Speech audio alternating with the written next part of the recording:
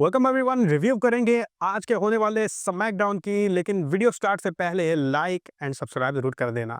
Friday night SmackDown को kick off किया गया वुमेन वार गेम्स की बेबी फेस टीम के साथ। इसके बाद इनकी दुश्मन टीम भी आ जाती है और इनके दरमियान वर्ड्स एक्सचेंज होते हैं कल के होने वाले सर्वाइवर सीरीज वार गेम्स मैच को लेकर। ऐसा लगा कि बात सिर्फ वर्ड्स के एक्सचेंज की हद तक ही रहेगी, लेकिन फिर रिया रिप्ली ने लिव मॉर्गन को कहा कि कल के वार गेम्स केज के अंदर मैं तुम्हारे चेहरे का ऐसा हाल करूंगी कि तुम्हारा लव डर्टी डोमिनिक मस्टीरियो भी तुम्हारी तरफ नहीं देखेगा। इस पर्सनल अटैक के बाद लिव मॉर्गन अपनी टीम के साथ थोड़ी सी हाइपर तो हो गई, थोड़ा सा आगे बढ़ी, लेकिन इन्होंने फिर अपने नर्व्स पे काबू रखते हुए पीछे को हो गई और ये फिर फाइट किए बगैर ही रैम से वापस जाने लगी कि बेबी फेस टीम ने इनके ऊपर धावा बोल दिया और यहाँ पे फाइट शुरू हो गई। WWE के ऑफिशियल्स आ गए और इन्होंने फिर आके सारे मामले को ठंडा किया। शिंसुके नाकामुरा को ब्रांड न्यू थीम सॉन्ग मिल चुका है, कुछ ब्रांड डार्क एंट्रेंस के साथ।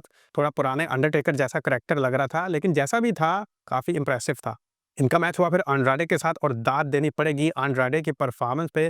क्या हाई क्वालिटी फाइट, क्या हाई क्वालिटी परफॉर्मेंस इन्होंने दी, लेकिन in the end Shinsuke Nakamura ने चालाकी दिखा के टर्न बकल का जो पैड होता है उसको नीचे खींच के टर्न बकल को विजिबल कर दिया और एक्सीडेंटली अंड्राडे सीधा लगे उसमें और उसके बाद किंग शासा का झटका लगा नाकामुरा की तरफ से और 3 पिनफॉल के साथ नाकामुरा ने इस मैच को विन किया।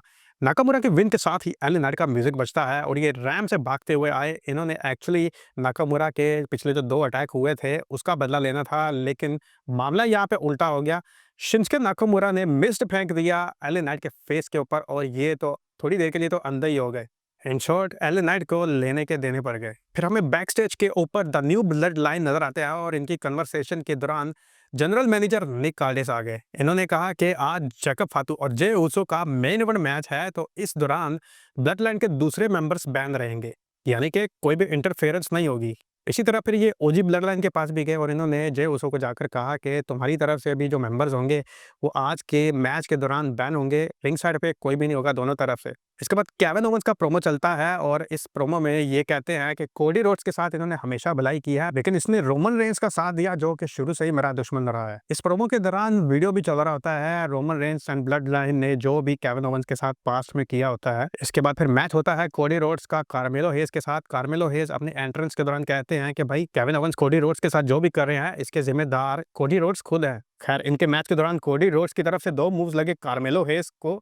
एक तो था कोडी कटर और दूसरा था क्रॉस रोड्स। कोडी कटर तो आसम था ही, लेकिन इनका जो क्रॉस रोड्स था वो आई थिंक कोडी रोड्स के पूरे कैरियर का one of the best crossroads था। इस क्रॉस रोड्स के दौरान कार्मेलो हेज अपनी गर्दन के बल खड़े हो गए, तो दाद देनी पड़ेगी कार्मेलो हेज को भी जिन्होंने इस मूव को इतना अच्छा सेल किया।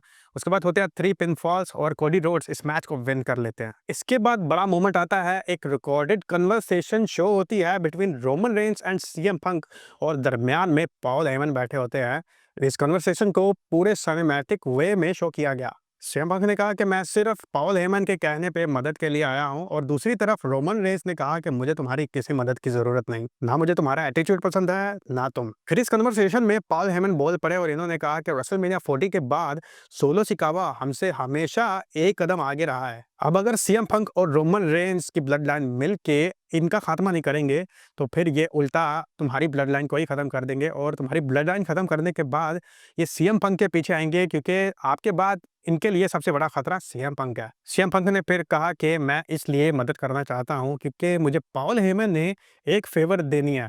ये क्या कर सीएम पंक उठकर चले गए और इसके बाद रोमन रेंस पॉल हेमन की तरफ देखकर कहते हैं कि तुमने क्या फेवर देनी है उसको।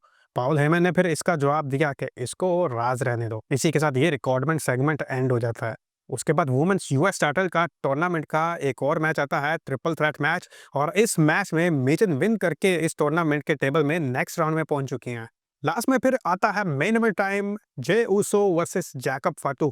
और जैकब फातू का ये WWE में ये जब से आए हैं इनका पहला सिंगल मैच था। आई कंप्लीटली आउट क्लास कर दिया जैकब फातू ने जे ऊसो को। जैकब फातू के पास पावर तो है ही और इसके अलावा इनके पास एथलेटिसिज्म भी है और इसको शो करके इन्होंने आज जे ऊसो को बीट कर दिया। इस तरह से द न्यू ब्लड लाइन को काफी हद तक एडवांटेज हासिल हो चुका है सर्वाइवर सीरीज वार गेम्स को लेकर। तो ये था आज का फ्राइडे नाइट स्मैकडाउन का रिव्यू। आपकी इस सब को लेकर क्या राय है कमेंट बॉक्स में जरूर शेयर कीजिए। मिलते हैं अगले वीडियो में। सी यू नेक्स्ट टाइम।